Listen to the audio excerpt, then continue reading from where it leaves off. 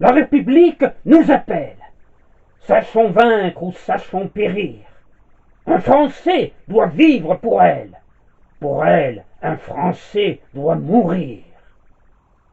Écrit Méhul en 1794 dans le chant du départ, qui fut appelé par les soldats le frère de la Marseillaise. Bonjour.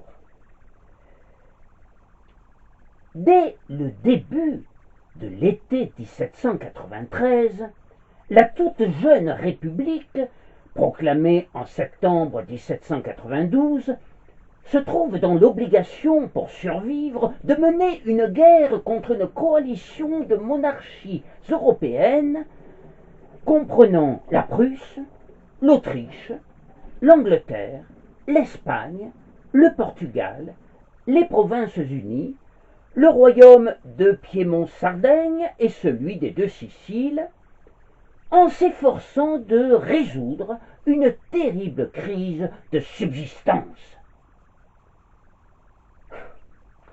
L'idée d'une république, d'autant plus menacée qu'elle est plus triomphante, gagne rapidement du terrain et entraîne évidemment l'impossibilité d'arrêter jamais la terreur, période sanglante de la Révolution qui commença en juin 1793. Or, la démonstration de cette idée n'est possible que par une redéfinition de la guerre. Durant l'été, un certain nombre de grands leaders de la Révolution soulignent la présence convergente des ennemis intérieurs et extérieurs. Les deux fronts, déjà esquissés lors des massacres de septembre 1792. L'ubiquité de la guerre, c'est aussi l'ubiquité des ennemis de la Révolution. Le fait qu'il n'y a plus de théâtre délimité des opérations, puisque, comme le dit le juriste conventionnel Barrère, les Anglais sont partout, dans les Alpes, les Pyrénées, l'Auvergne et même à la Convention, avec des intelligences innombrables et des déguisements infinis, ce fait est de plus en plus communément admis par la population. L'Anglais, notre plus mortel ennemi, est partout. Cela frôle l'obsession dans les campagnes comme dans les villes.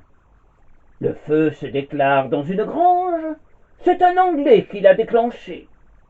Un vieil homme est agressé dans la rue et volé, c'est un Anglais qui a fait le coup. Les ennemis de la Révolution sont assimilés aux Anglais. Pour vous donner un simple exemple significatif, lors de l'arrestation de Robespierre dans la nuit du 27 au 28 juillet 1794, 9 au 10 Thermidor, le gendarme Merda tira un coup de pistolet sur l'incorruptible, lui brisant la mâchoire. Aussitôt, Georges Couthon, qui avait formé avec Robespierre et Saint-Just un triumvirat aspirant à la dictature, s'écria aux applaudissements de l'Assemblée que l'auteur de ce coup de pistolet était un Anglais, car seul un Anglais pouvait avoir vomi un pareil monstre. Et c'est ainsi que le gendarme Merda sera naturalisé anglais, comme du reste le seront toutes les factions. Handicapé physique, ne se déplaçant qu'en fauteuil roulant, Georges Couthon, le 10 Thermidor, prit la fuite sous une pluie torrentielle, dévalant à toute vitesse la pente rapide de la rue Saint-Jacques. Mais il sera vite arrêté et subira le même sort que Robespierre et Saint-Just. Sur fond de lutte intestine entre Girondins, partisans d'une république fédéraliste, et montagnards, qui instaureront la terreur en système politique, la République avait été amenée à réformer les armées existantes en 1791. armée du Rhin, du Nord et du Centre. Elles furent divisées en 7, puis 11, et enfin culminèrent à 15 armées après la réorganisation par Lazare Carnot. L'armée d'Italie, celle dont je vais vous parler aujourd'hui, se constitua par absorption des unités de l'armée du Var et de la ville de Nice, alors en possession du royaume de Piémont-Sardaigne.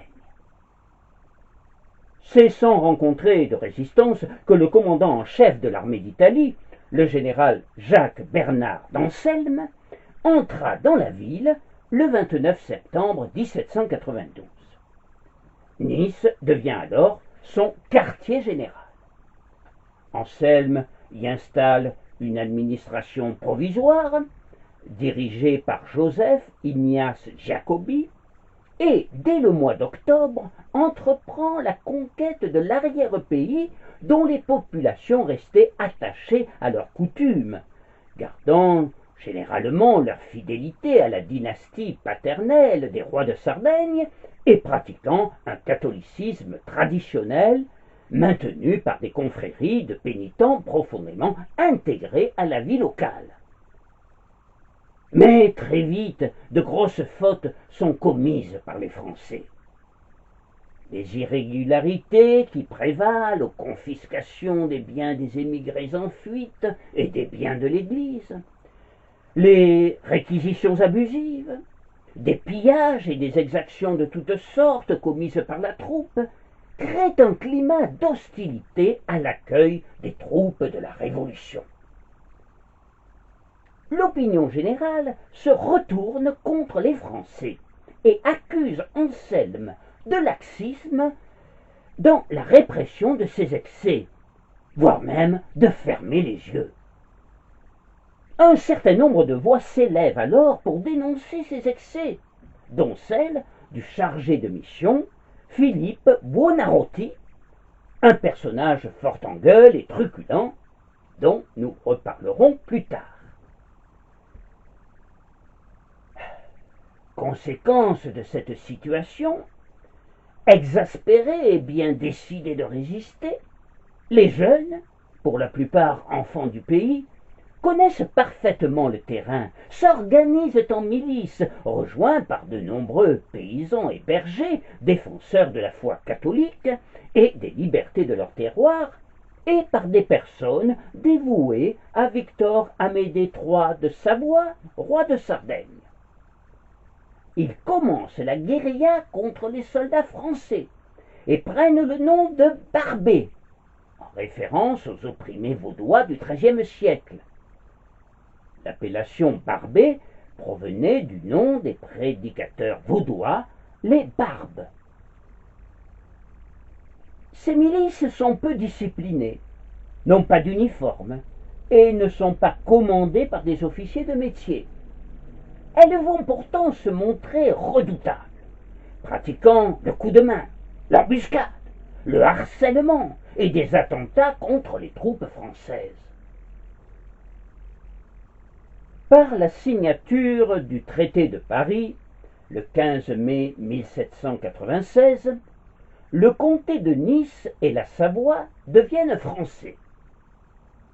Entre la fin des hostilités et la signature de la paix, de nombreux hommes, dont des officiers aptes au commandement, rentrent alors dans leur foyer et, mécontents pour la plupart, beaucoup deviennent barbés ou espions.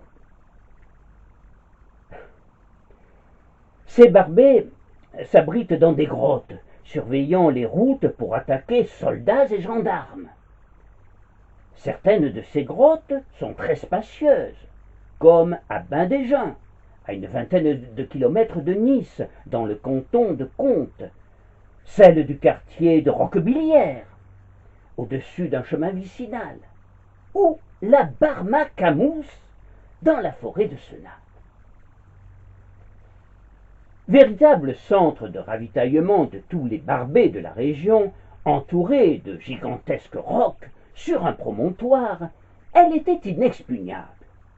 De là, les barbets observaient les villages et les routes et harcelaient les troupes françaises. Bien que leur tête ait été mise à prix et que les règlements aient prescrit de terribles représailles contre qui leur apporterait aide et soutien, longtemps, les Clérici du Figaret, Marie de Châteauneuf, Contins de Drap et quelques autres chefs de bande parviendront à braver presque impunément gendarmes et soldats français. La Barba Camus ne sera définitivement démantelée qu'en 1814 et le dernier barbet arrêté, dit-on, qu'en 1818. Toutefois, dans le courant de l'année 1796, des maquis autonomes s'installent également dans l'arrière-pays où l'on voit apparaître une déviation du barbérisme qui rejoint le banditisme pur et simple. Parmi les barbets qui s'illustrèrent au cours de ces années troubles, je voudrais m'arrêter un petit moment sur l'un des plus emblématiques, François Fulconis, dit Lalin. Né à l'Escarène, une vieille bourgade située dans le fond du vallon du Paillon, à la confluence des ruisseaux du Redebrosse et du Paillon, ce jeune maître tailleur se maria avec la belle Maïna en 1792, l'année même de l'envahissement du comté de Nice par l'armée française. Un an après son mariage, Maïna est violée par un lieutenant de hussards. Cet événement tragique va changer la destinée du petit tailleur qui jusqu'alors n'a semé les guerres de politique. Furieux et désespéré, il jure de venger la malheureuse et en compagnie de Chichoun, son meilleur ami, il rejoignit dans ce but les barbets où il est aussitôt remarqué par sa bravoure. Il devient vite un objet de terreur, battant la contrée, surgissant aux instants les plus inattendus et toujours insaisissable. Parmi ses exploits, on cite particulièrement celui-ci. Lalin, ayant revêtu la tenue d'un officier français qu'il avait assassiné lors d'une opération, assista à un repas des officiers de l'armée d'Italie. Lorsqu'il quitta la table, il glissa dans l'assiette un papier sur lequel il avait écrit son nom, puis il disparut. Rapidement, sa témérité et ses exploits lui valurent d'être promu lieutenant, puis capitaine d'une compagnie de barbets. Au cours de l'une de ces attaques, Lalin parvint même à faire prisonnier le général Casabianca, qui est libéré lors d'un échange de prisonniers. Lalin était de tous les barbets le plus redouté, mais il était aussi apprécié par une grande partie de la population. Il était, disait-on, très généreux avec les pauvres. On raconte qu'un soir d'hiver, il débarqua avec Chichoun dans une pauvre ferme où un vieux couple de pauvres paysans, une fois la soupe avalée, s'était assis sur des chaises basses devant le feu et somnolait. Il les rassure aussitôt. « N'ayez pas peur, braves gens, nous ne vous voulons aucun mal. Mais nous n'avons rien mangé de la journée. Puissiez-vous nous donner quelque chose ?» La vieille mit 2 assiettes sur la table et servit la soupe encore chaude qui restait dans la marmite, tandis que le vieux sortait du pain, du fromage de chèvre et une bouteille de piquette. Le souper fut vite dévoré, et les 2 hommes s'évanouirent dans la nuit. Lorsque le galop des chevaux ne s'entendit plus, le vieux couple fut soulagé. Dans le verre de Lalin restait un doigt de vin. La vieille le vida pour le laver et fit tomber dans l'évier 2 pièces d'or. Elle en fut toute éberluée. La réalité et la légende qui se greffa au-dessus se mêle toujours étroitement dans la singulière histoire des Barbets. Après le traité de Paris de mai 1796 et la proposition d'armistice aux Barbets qui souhaitaient rentrer chez eux, l'Alain rassemble dans la forêt de Berre plusieurs compagnies et laisse le choix du départ à ceux qui le souhaitent. Il ne restera plus en définitive qu'une vingtaine d'hommes dans sa compagnie. Les dénonciations s'ajoutant au départ, l'Alain est trahi en 1797 par le fidèle Chichoun pour quelques pièces d'or.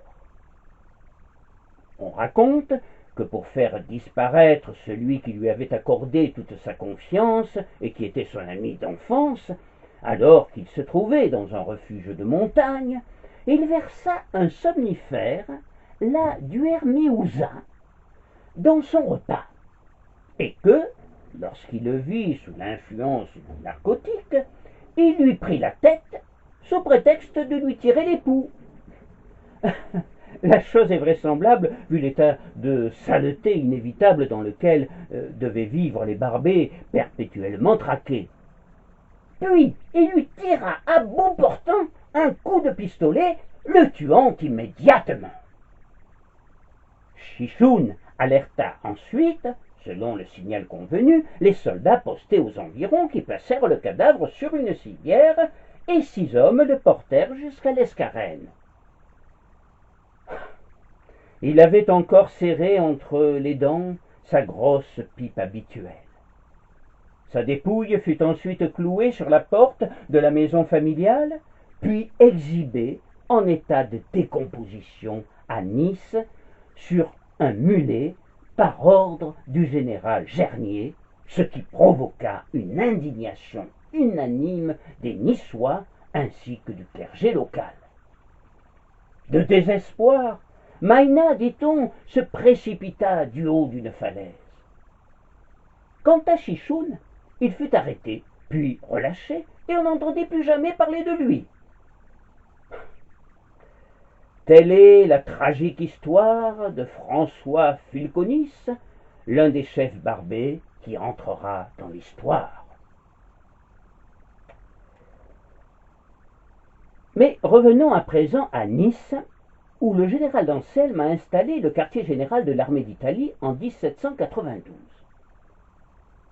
La ville devint aussi, à cette époque, le point de ralliement de ces réfugiés italiens appelés Fioruciti, essentiellement des intellectuels qui comptaient sur l'armée d'Italie pour les aider à secouer le joug de la tyrannie en Italie et de chasser les Autrichiens.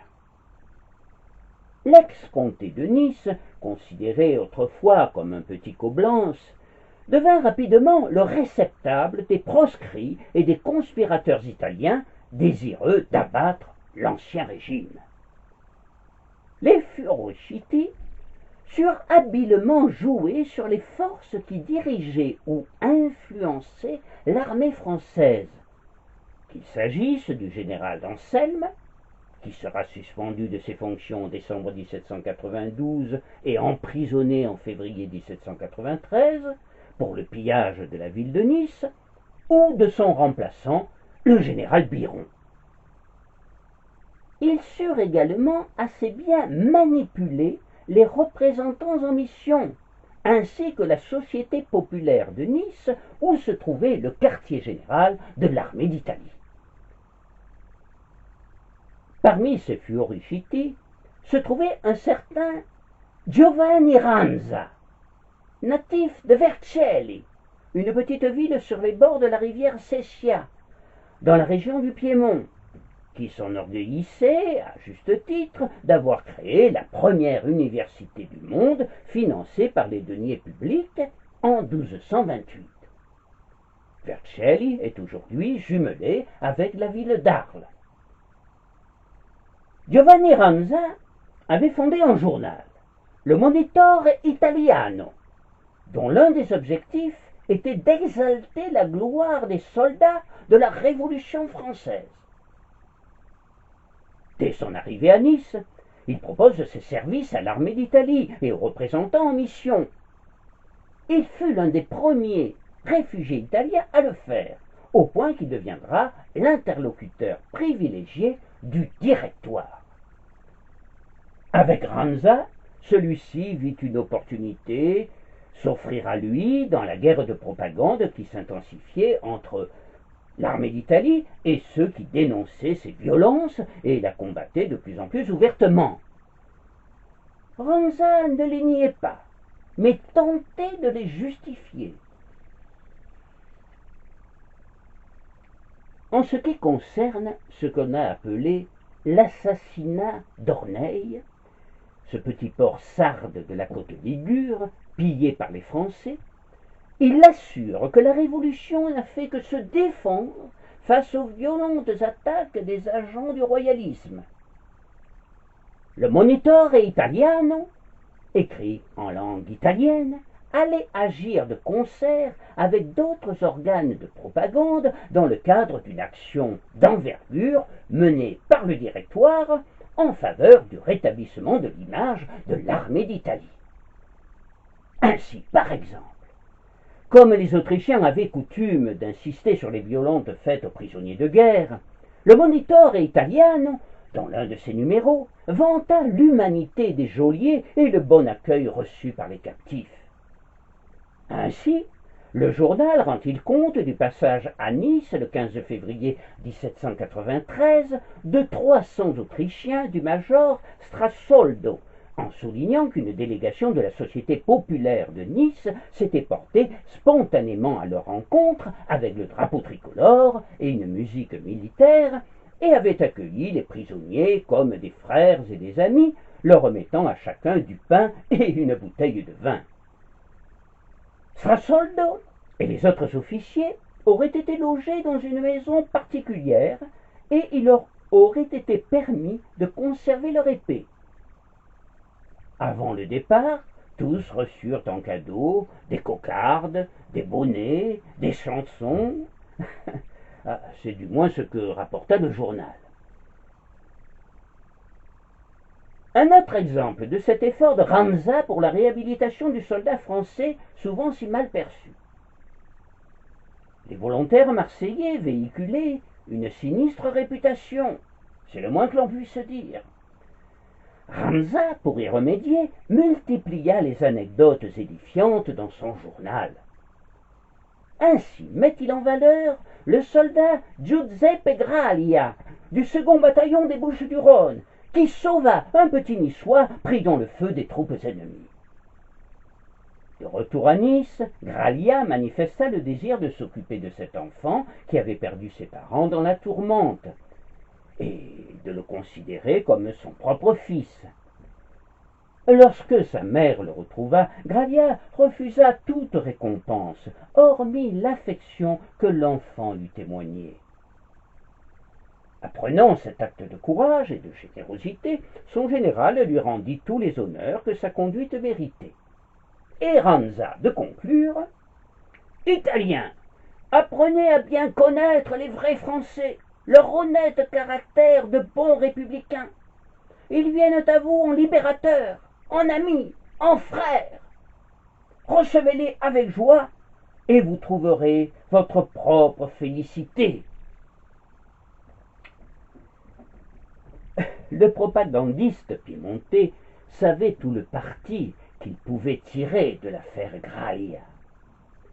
Il parvint à toucher les opinions publiques et Graglia devint le symbole de toutes les vertus républicaines.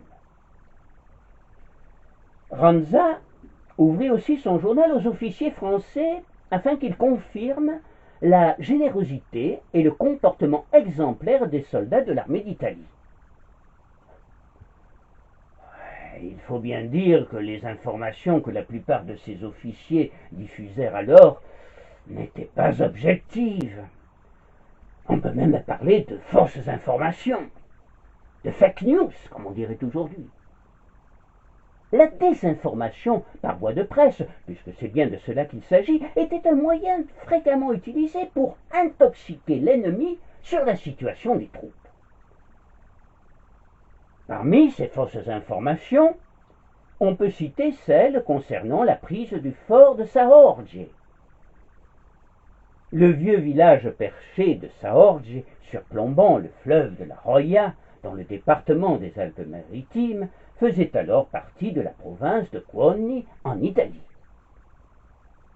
Le 14 mars 1793, le journal publiait un compte-rendu dithyrambique des opérations militaires menées contre le vieux fort de Saorge. Le fort de Saorge ne donne plus de soucis. Nous avons communiqué ces communications avec le Piémont. Dès à présent, il est entre nos mains. Nous le prendrons par la faim, et ensuite, nous volerons vers Cuneo. Cette forteresse étant bloquée, nous passerons au siège de Turin, nous ferons trembler le despote et tirerons vengeance des oppressions passées. L'armée des Alpes-Maritimes est forte de 55 000 hommes qui peuvent se battre avec succès contre 20 000 Autrichiens et le feront. La vérité était que ces 25 000 hommes, que comprenait alors l'armée d'Italie, sur ces 25 000 hommes, seulement 17 000 étaient opérationnels. Quant au fort de Saorge, il ne sera pris qu'en avril 1794. Le Monitore italiano est une influence non négligeable dans le comté de Nice et en Italie du Nord. Mais sa circulation fut rapidement paralysée par la police sarde qui gênera considérablement sa diffusion et sa vente. La situation financière du journal en pâtira et elle devint bientôt critique. Il cessera de paraître au bout de 6 mois. Son succès mitigé est dû à l'efficacité de la censure en Italie, mais aussi au manque de soutien et même à l'hostilité du chef de l'armée d'Italie, le général Biron, qui pensait que Ranza n'était qu'un intellectuel nourri de rhétorique, ignorant tout du langage direct, imagé, pouvant séduire les masses en frappant les esprits. En fait, Biron n'avait pas tout à fait tort. L'échec relatif de Ranza vint surtout du fait qu'il ne sut pas construire un discours capable d'atteindre les foules piémontaises pour lesquelles, il faut bien le dire, ses références incessantes à Rome et à Sparte n'évoquaient pas grand-chose. Ranza était un intellectuel idéaliste qui avait le plus grand mal à s'adresser aux couches populaires. En même temps que Ranza, d'autres Fioruciti proposèrent de servir à l'armée d'Italie au cours de cette période, comme Gédéon Muzio ou le Romain Joseph Ceracchi, qui soulignèrent dans des rapports soumis à Carnot leur crainte d'une levée en masse des paysans par le roi de Sardaigne et du développement d'une nouvelle Vendée, une Vendée italienne. Pour empêcher cela, il préconisait de porter les effectifs de l'armée d'Italie de 150 000 hommes à 220 000, non pour conquérir le pays, mais plutôt pour le tenir. Ces rapports associaient aussi une solide réflexion stratégique à des renseignements pratiques, immédiatement exploitables par les états-majors. Muzio, comme Ceracchi, fournirent notamment des données topographiques précieuses, en décrivant avec précision les lieux de passage possibles pour l'armée qui les utilisa d'ailleurs avec bonheur. Il soulignait par ailleurs la dimension européenne du conflit et désignait l'Angleterre comme l'ennemi principal et le plus redoutable. Ceracchi ira jusqu'à préconiser une alliance offensive entre la France républicaine et l'Espagne des Bourbons. Cela semblait alors un peu fou, mais ce sera pourtant chose faite en 1798. Muzio s'efforça de développer un réseau efficace de renseignements au service de l'armée d'Italie.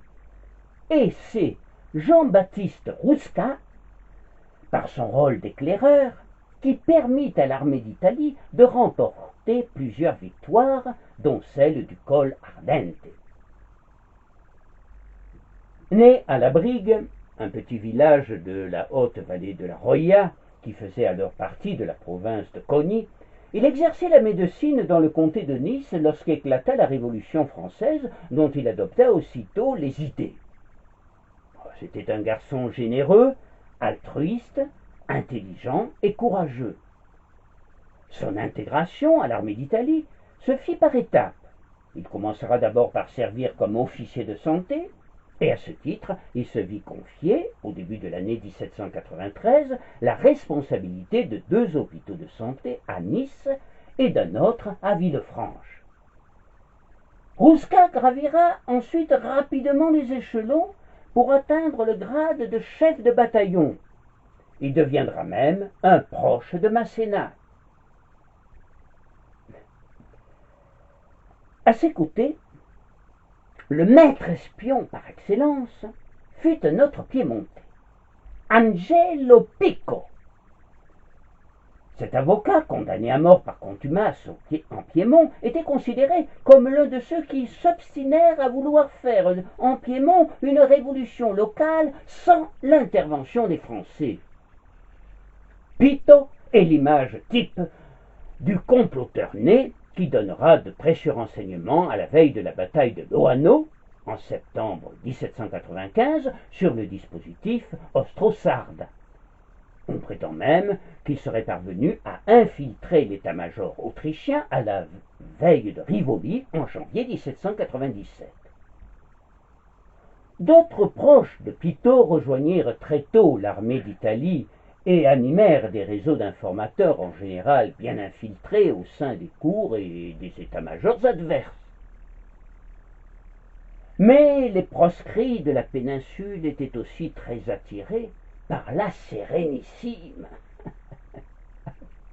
Je veux parler non pas de Venise, mais de Gênes, la Sérénissime République de Gênes, que l'on appelait aussi la Superbe République, d'après le surnom donné par Pétrarque en 1358, Gênes la Superbe.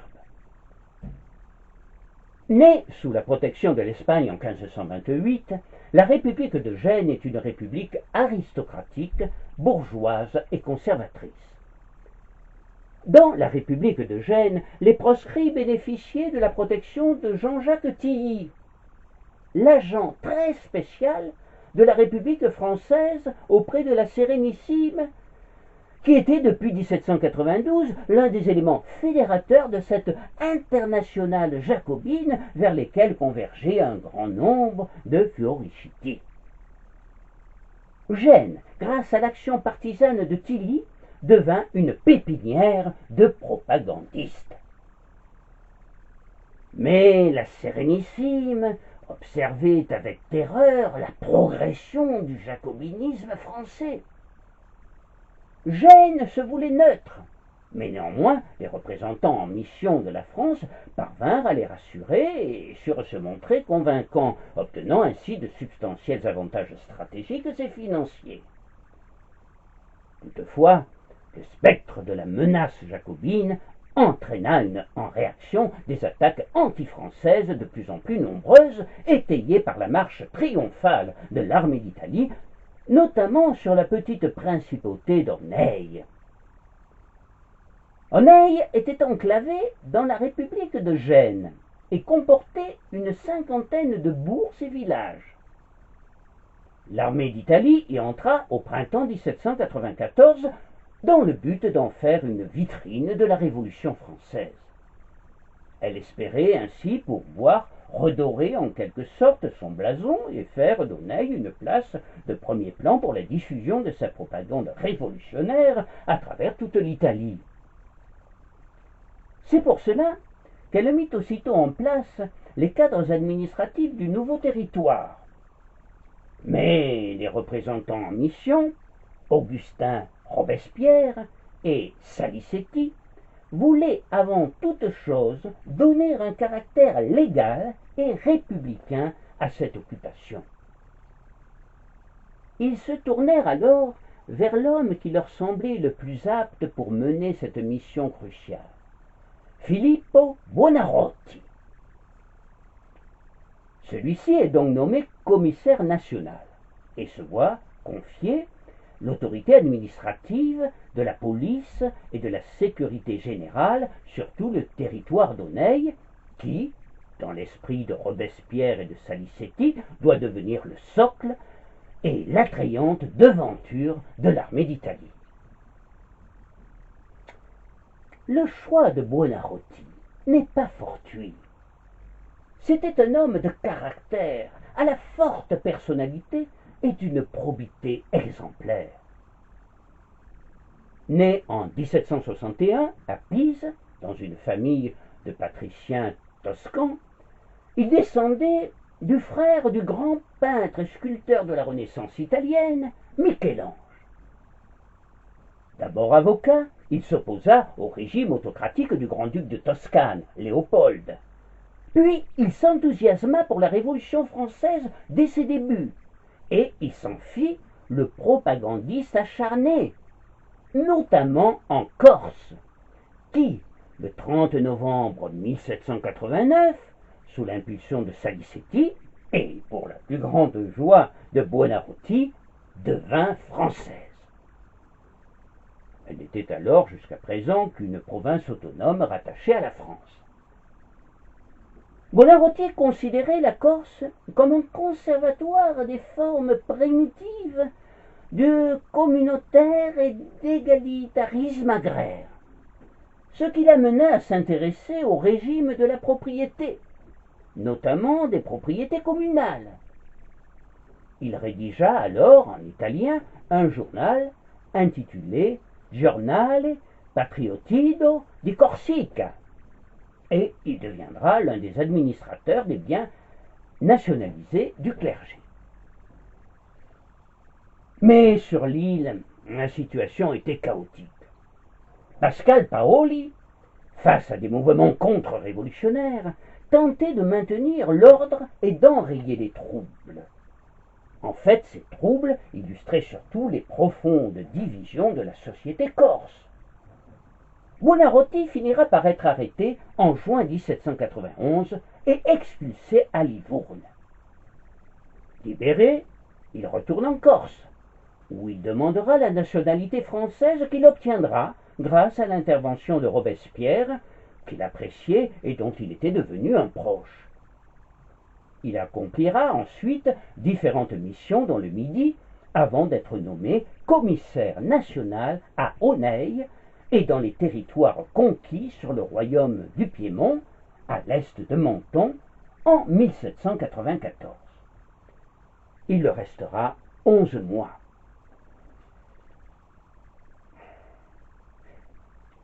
Je disais précédemment que le choix de Buonarroti n'était pas fortuit. Il avait noué progressivement des liens d'amitié avec des représentants en mission influents comme Salicetti. Sur le plan militaire, il s'était déjà frotté à ce milieu et avait combattu avec ardeur et détermination avec les Français. Il avait participé à la désastreuse expédition de Sardaigne.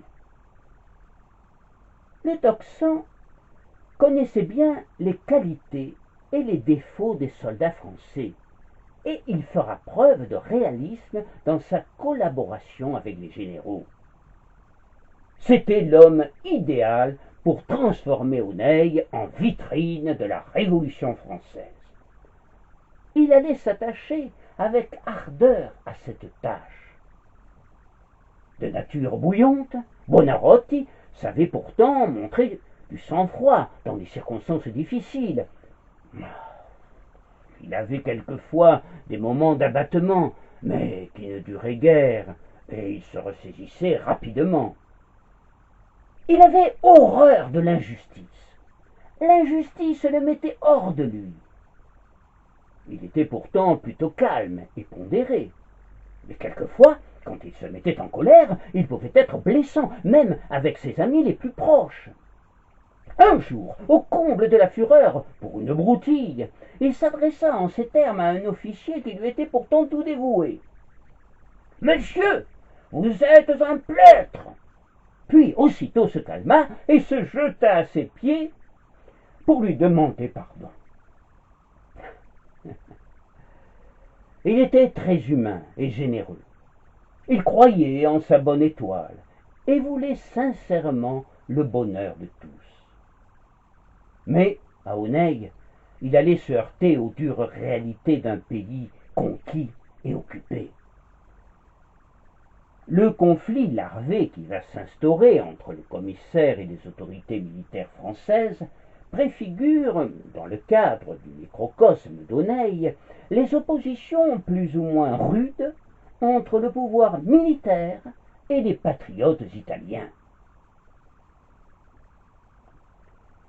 Dès le début, Buonarroti prit conscience que les habitants d'Aunay ne connaissaient finalement de la Révolution que ces soldats affamés et portés sur le chapardage, et avaient donc une piètre opinion de celle-ci. Contrairement à Ranza, il prit acte du caractère particulier des Italiens et il en tint compte en adaptant la propagande à leur mentalité. Mais il se trouva vite confronté à la dure réalité des faits, à savoir les besoins de l'armée en guerre. Pourvoir à ces besoins, tout en s'attachant le peuple et le défendre des abus, c'est le défi que le commissaire s'efforça de relever. Pour ne prendre qu'un seul exemple, et vous montrer la complexité de ce défi, les moulins à Aunay étaient tous réquisitionnés par l'armée, et les habitants de la vallée ne pouvaient plus faire moudre le blé. « Dis-moi comment vont les choses, protesta Buonarroti au commissaire des guerres. Et dis-moi comment je peux donner à manger à des hommes dont le droit principal est de ne pas mourir de faim. » En fait, l'armée devint progressivement un vrai pouvoir dans la vallée d'Aunay, et certains de ses chefs commencèrent à la considérer comme leur chasse gardée. L'autorité militaire infiltra tout, ce qui exaspéra Buonarroti. À cause des vexations et des pressions constantes de l'armée, il voyait, avec consternation, son beau rêve de faire d'Aunay la vitrine de la Révolution française se transformer peu à peu en cauchemar. Il déplorait particulièrement le manque de civisme des républicains français, et surtout des militaires. Et comme il entendait bien faire entendre sa voix, il n'hésita pas à les désigner du doigt. Il les accusait surtout, de plus en plus ouvertement, de semer la zizanie et de constituer des clans qui s'opposaient les uns aux autres.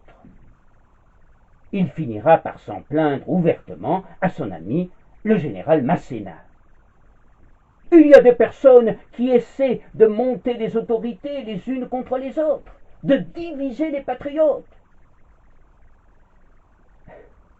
L'armée d'Italie devait être pour lui parfaitement unie pour être victorieuse, et ses chefs devaient montrer l'exemple. Par ailleurs, Buonarroti souhaitait que l'armée d'Italie ne s'endorme pas sur ses lauriers et qu'elle reprenne l'offensive dans le Piémont.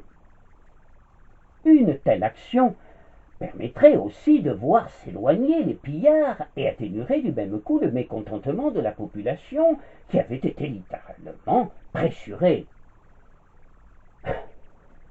C'était par ailleurs le moment opportun, car de nouveau Fioruciti arrivait à Aunay, enthousiaste et désireux de fournir à l'armée des renseignements.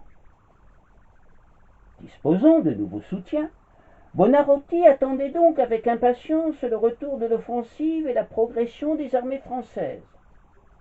Mais la chute de son ami Robespierre, le 9 Thermidor, allait entraîner un véritable relâchement au sein de l'armée d'Italie. Quotidiennement, Buonarroti dut intervenir contre les empiétements illicites des militaires dans son domaine administratif. Les habitants sans-culottes de la vallée commencent à prendre goût à nos principes, écrit-il en septembre, de retour de Loano, mais, ajoutait-il, d'avides employés donnent l'exemple d'une conduite barbare et brutale. De plus en plus, Buonarroti s'accrocha avec certains chefs militaires, comme le général de brigade Nicolas, qui le rendait responsable de la propreté d'Auneuil, et en termes peu cavaliers lui donnait un ordre qui l'exaspéra. Sa réponse fut cinglante. Je suis le commissaire pour tout le pays conquis et mon autorité me vient des représentants du peuple. Et aucun pouvoir militaire n'a le droit de m'adresser des ordres, lança-t-il à Nicolas. Ces conflits étaient d'autant plus dangereux que le vote pour le rattachement à la France était alors en cours. Le commissaire s'attela à lutter contre tous les abus qu'on lui communiquait. Mais la tâche était immense. En février, il écrit à Barthélemy Scherer, général en chef de l'armée d'Italie. Je désire que ta visite en ce pays marque la fin des horreurs qui déshonorent le nom français. Souviens-toi que j'ai écrit à ce sujet plusieurs fois aux représentants du peuple. La pression de l'armée, de plus en plus hostile à son égard, demeura jusqu'au bout la source principale des soucis de Buonarroti. Comme il s'était sans doute trop impliqué aux côtés des Jacobins, les Thermidoriens, ceux qui avaient renversé Robespierre le 9 Thermidor, commencèrent à le menacer. Mais Buonarroti s'était fait beaucoup d'ennemis, pas seulement auprès des militaires. Il s'était mis à dos des personnalités éminentes liées à l'oligarchie génoise, dont une partie des terres se trouvait dans le pays. Parmi ces personnalités, on peut citer le marquis del Carretto, résident à Gênes, dont l'influence était grande. Le général Scherer fut chargé de mener une enquête discrète contre Buonarroti. Sentant peu à peu les taux se resserrer sur lui, de guerre lasse, Buonarroti finit par jeter l'éponge. Il demanda à être relevé de ses fonctions, puis tenta de se faire enrôler dans l'expédition organisée à Port-la-Montagne pour reconquérir la Corse, alors aux mains des Anglais.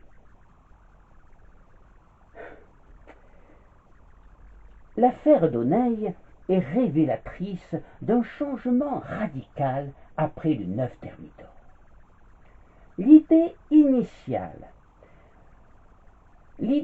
initiale d'une guerre de propagande dans laquelle les réfugiés italiens joueraient un rôle central fut mise entre parenthèses. Néanmoins, ces résultats ne sont pas négligeables et Bonaparte saura en profiter dans quelques mois, comme nous allons le voir. Incontestablement, on peut dire qu'à la fin de 1793, les Fioruciti avaient gagné une guerre, la guerre psychologique. Malgré toutes les difficultés et certains échecs, Ranza, Muzio, Serracci, Rusca, Pico, Buonarroti et tous les autres avaient réussi à démoraliser l'armée ennemie au point que l'intendant sarde du comté, Mettone de Benevolo, voulut confier l'essentiel de la lutte contre l'armée d'Italie à des milices recrutées localement plutôt qu'aux troupes régulières dont le moral était plus que vacillant. Et surtout, les réseaux d'espions mis en place au cours des années 1792-1795 devaient s'avérer très utiles à celui qui fut désigné le 2 mars 1796 par Barras pour diriger l'armée d'Italie, le jeune général Napoléon Bonaparte. Il n'avait que 27 ans.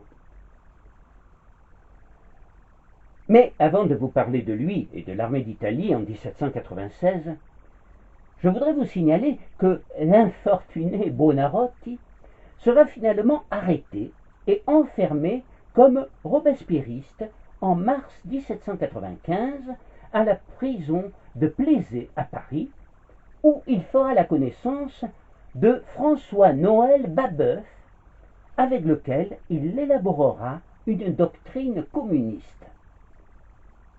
Libérés, les deux hommes rêvaient d'installer en France une république égalitaire. Buonarroti n'avait-il pas déjà tenté de faire d'Aunay un modèle de république parfaite? En mars 1795, ils participèrent à la fameuse Conjuration des égaux, tentative vaine de renverser le Directoire. Buonarroti sera arrêté en 1797 et condamné à la déportation, tandis que Babeuf sera guillotiné. Pour en revenir à Napoléon Bonaparte, je rappellerai qu'il s'était illustré, alors qu'il était capitaine, au siège de Toulon en 1793. C'est grâce à l'appui du frère cadet de Robespierre, Augustin, qu'il avait reçu le commandement de l'artillerie de l'armée d'Italie, ce qu'il faillit payer très cher. En effet, après le 9 Thermidor, il vécut la disgrâce et sera même arrêté à Nice le 22 Thermidor et détenu 11 jours. Sa carrière semblait alors brisée, et il fut de surcroît rayé de la liste des généraux. Mais un homme qui pourtant n'avait point les qualités nécessaires pour cette place, dira plus tard Napoléon, un conventionnel régicide, le vicomte Paul de Barras, devint l'homme fort du Directoire. Et cet homme, qui l'avait connu au siège de Toulon, allait devenir son protecteur et lui permettre de rebondir et d'amorcer sa fulgurante carrière. Le 13 Vendémiaire, Barras fit appel à lui pour réprimer l'insurrection royaliste. Et comme il s'acquitta de cette tâche avec succès, il en revint général de division, puis général en chef de l'armée d'intérieur. Enfin, Barras le désigna, en mars 1796, pour prendre le commandement de l'armée d'Italie. On peut sans doute se poser des questions. Barras n'avait-il pas pris un risque en confiant une telle responsabilité à un jeune général, dévoré d'ambition? Quoi qu'il en soit, pour lui, le général Bonaparte était l'homme de la situation. D'abord, il connaissait l'Italie, ou tout au moins, comme il écrira lui-même, en tant que Corse, je la devinais. Quand, en février 1794, il avait été nommé commandant de l'armée d'Italie, il était devenu un infatigable lecteur de tout ce qui pouvait toucher l'Italie, et il s'efforça d'apprendre le plus de choses possible sur ce pays éclaté. Très vite, car il apprenait vite, il en sut l'extraordinaire diversité. Il en connut aussi les divisions politiques, les différences sociales et économiques qui opposaient les grandes villes d'Italie du Nord et de Toscane et les campagnes du Sud. Il sut enfin les espérances que la Révolution française avait suscitées et n'ignorait pas que les souverains italiens avaient dû employer la répression pour calmer les ardeurs révolutionnaires de leurs sujets. Les patriotes italiens et les Furiciti à Nice attendaient beaucoup de la Révolution française et, quelquefois, comme on l'a vu précédemment, manifestaient leur impatience ou leur déception. Bonaparte comprit qu'il avait là une carte à jouer, en se faisant en quelque sorte le messager, leur messager, et leur interprète. Mais l'armée d'Italie pouvait être aussi pour lui le moyen de conquérir la gloire, d'asseoir sa popularité et peut-être pourquoi pas, d'accéder aux manettes du pouvoir. Les premières campagnes victorieuses qu'il mena conforta sa détermination et stimula son ambition. Lui-même racontera comment il se vit au soir de la magnifique victoire de Lodi qu'il remporta contre les Autrichiens en mai 1796. Ce soir-là, je me regardais pour la première fois, non plus comme un simple général, mais comme un homme appelé à influer sur le destin d'un peuple. Marmont, futur maréchal d'Empire, était alors son lieutenant et l'un de ses hommes de confiance. Il lui confia un jour « Mon cher, ils n'ont encore rien vu. » Avait-il déjà une ambition précise? Je ne le crois pas. Mais il commença à penser sérieusement que tout lui était possible pourvu qu'il soit solide comme un roc et incorruptible et qu'il sache s'entourer d'hommes vaillants, fidèles et résolus. Il savait déjà qu'il pouvait compter sur Masséna et Augureau, les chefs en place, excellents sur les champs de bataille. Bonaparte arriva à Nice le 27 mars 1796. L'armée d'Italie, dont il prenait le commandement, était alors médiocre. On a vu que des clans s'étaient formés, et les officiers ne jouaient guère la carte de l'unité. Par ailleurs, elle comptait environ 37 000 hommes face à 80 000 Autrichiens et Piémontais. Elle était essentiellement constituée de fantassins, pour la plupart volontaires, venus des grandes levées de 1792 et 1793. Ils étaient mal vêtus, les uniformes comme les souliers étaient rares, mal nourris, mal ravitaillés, la solde des soldats arrivant irrégulièrement, et pour remédier à leur déplorable état, ils en étaient réduits à voler, surtout de la nourriture, auprès des paysans pour simplement survivre, d'où leur mauvaise réputation auprès des populations. On ne temporise pas avec la faim. Ce propos du général Foy, qui semblait justifier en quelque sorte le pillage, se vérifia largement avant l'arrivée de Bonaparte à la tête de l'armée d'Italie. Par ailleurs, l'indiscipline s'était installée. Les officiers souvent corrompus et peu respectés de leurs hommes avaient du mal à s'imposer. De surcroît, l'armée d'Italie était gangrénée par des contre-révolutionnaires. Des chansons chouanes étaient reprises par la troupe et une compagnie du dauphin avait même été constituée. Bonaparte est effaré par ce qu'il voit. Tout en améliorant, autant que faire se peut, le ravitaillement, il s'efforce en premier lieu à rétablir,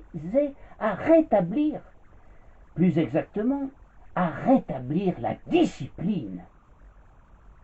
Les rébellions étaient fréquentes, et les chefs Masséna et Augureau, excellents sur le champ de bataille, ne possédaient pas l'autorité suffisante pour maintenir la discipline.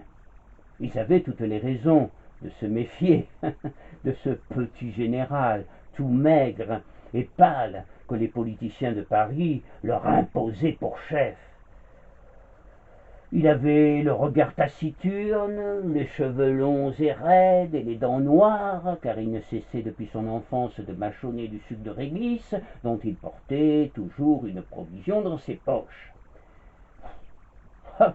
Rien de très séduisant en lui, mais il semble déterminé et sûr de lui. Ainsi, n'hésite-t-il pas une seconde fois à faire juger les officiers ayant crié « Vive le roi !» et à licencier sine die le 13e régiment de hussards pour indiscipline. Un régiment entier mutilé fin mars et dissous. Aux grands mots, dit-on, les grands remèdes. Et ainsi Épurée en un temps record, l'armée d'Italie commença à reprendre lentement des couleurs et deviendra la plus jacobine de toutes les armées françaises. Il s'attaque aussi au problème des désertions dénoncé par Claude Louis Petier, le ministre de la Guerre. Bon administrateur, honnête de surcroît, Petier révélait dans un de ses rapports au Directoire, daté de l'an 5, que les effectifs de l'armée avaient diminué de moitié depuis août 1794, passant de 730 000 à 380 000 hommes. Il expliquait cela essentiellement par la désertion croissante. Il fallait donc, selon lui, lutter contre ce fléau et améliorer le rendement des réquisitions. Et l'armée d'Italie souffrait aussi de ce fléau. Mais surtout, il fallait promouvoir les vertus guerrières dans les camps, particulièrement auprès de la jeunesse. Bonaparte, qui fit de sa jeunesse un avantage et non un handicap, trouva les mots justes pour la sensibiliser et la motiver. Il n'eut pas trop de mal, car dès qu'il ouvrait la bouche, le jeune général aux cheveux longs et aux dents noires subjuguait son auditoire. À peine installé à la tête de l'armée d'Italie, il harangua ses troupes tenaillées par la faim. « Soldats, vous êtes nus. Je vais vous conduire dans les plus fertiles plaines du monde. De riches provinces, de grandes villes seront en votre pouvoir. Vous y trouverez honneur, gloire et richesse. Soldats d'Italie, manqueriez-vous de courage ?» Les soldats, piqués au vif, donnèrent du courage, et plus encore se révélèrent héroïques, et Bonaparte donna son génie. On découvrit la hardiesse et la précision de ses plans, sa rapidité de mouvement, son aptitude à changer soudain d'action pour se saisir des circonstances. C'était un pragmatique qui changeait de direction au gré des événements et ne se laissait pas enfermer dans des certitudes immuables. L'armée d'Italie, avec Bonaparte à sa tête, se sublima. Le 10 avril, elle franchit le col de Cadibone, à la frontière des Alpes et de l'Apennin. Les premières victoires, apportant meilleur ravitaillement, permettant de payer la solde grâce aux contributions de guerre levées sur le pays conquis, améliora la situation de façon spectaculaire et remonta au plus haut degré le moral des hommes. Le 12, à Montenotte, Bonaparte réussit à séparer les Autrichiens des Piémontais qui l'écrasent, avec le gros de ses troupes, à Millesimo et Mondovi, et il est contraint de signer l'armistice du 28 avril. Il n'ignore pas qu'il a outrepassé ses droits en signant l'armistice, sans l'autorisation du Directoire. Mais peu importe. Peu importe. Il est le vainqueur. Et il se montre généreux. Et à ceux, en haut lieu, qui oseraient une objection, il rappellerait qu'il vient de faire 12 000 prisonniers. Pour ses soldats, il rédige une proclamation écrite qu'il fait répandre par les journaux parisiens. Soldats, vous avez en 15 jours remporté 6 victoires, puis 21 drapeaux, 55 pièces de canon, plusieurs places fortes, conquis la partie la plus riche du Piémont. Vous avez fait 15 000 prisonniers, tué ou blessé plus de 10 000 hommes. Mais soldats, vous n'avez rien fait, puisque ni Turin ni Milan ne sont à vous.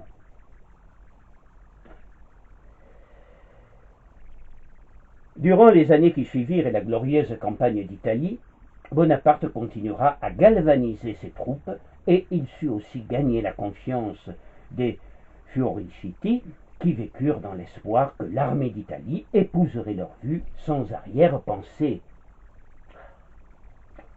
Mais il faut bien dire que dans les 3 années qui suivirent, nombre d'entre eux se sentiront un peu délaissés par lui et souffriront surtout du manque de reconnaissance de la France.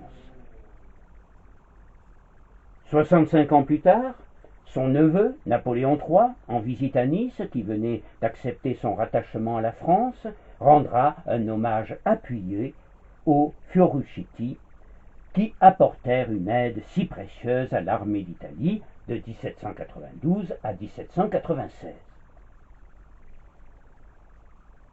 Le général Bonaparte triomphera en Italie, allant de victoire en victoire, et c'est ainsi qu'il commencera à édifier son mythe, le mythe Napoléon, dans lequel, aux côtés de ses faits d'armes glorieux, le verbe jouera un rôle essentiel. Pourtant, dans des conversations privées ou certaines correspondances, il relativisera ces proclamations et ces harangues qui commençaient à s'inscrire dans sa légende, comme dans cette lettre à Talleyrand, alors ministre des Relations extérieures, en octobre 1797, sur laquelle nous allons nous quitter et qui nous servira de conclusion. Je n'ai point eu, depuis que je suis en Italie, pour auxiliaire, l'amour des peuples pour la liberté et l'égalité, ou du moins cela a été un auxiliaire très faible. Mais la bonne discipline de notre armée, les grands respects que nous avons tous eus pour la religion, que nous avons portés jusqu'à la cajolerie pour ses ministres, de la justice, surtout une grande activité et promptitude à réprimer les mal intentionnés et à punir ceux qui se déclaraient contre nous, tel a été le véritable auxiliaire de l'armée d'Italie. Voilà l'historique. Tout ce qui est bon à dire dans les proclamations, les discours imprimés, sont des romans.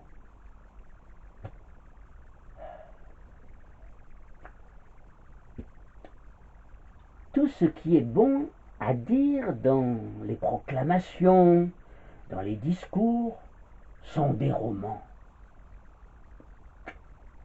À méditer. Je vous remercie.